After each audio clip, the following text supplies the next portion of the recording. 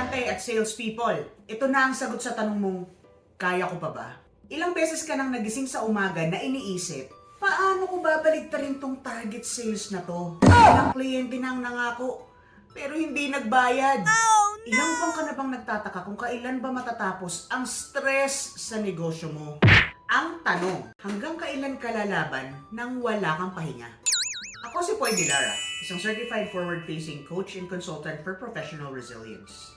At alam ko ang pakiramdam ng pagod sa pagpupursige. Parang never enough, ano? Pero hindi mo kailangan magsakripisyo ng mental health para lang magtagumpay.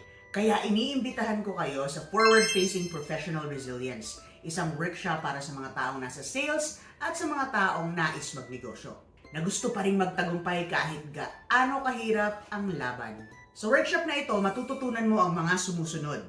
Una, stress management tools para masustain ang drive mo kahit sobrang toxic na.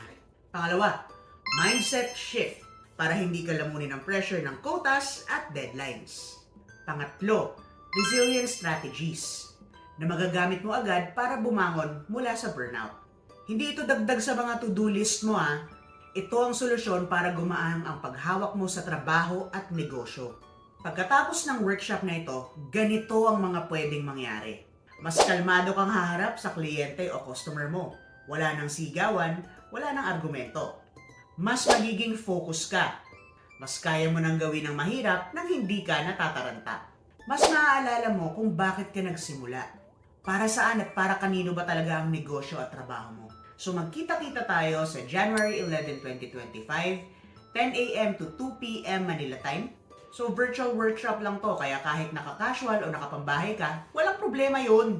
Entrepreneur ka, salesperson ka, hustler ka, pero tao ka rin. Huwag mong hayaang maubos ka bago ka magtagumpay. Ito na ang sagot sa tanong mong, kaya ko pa ba?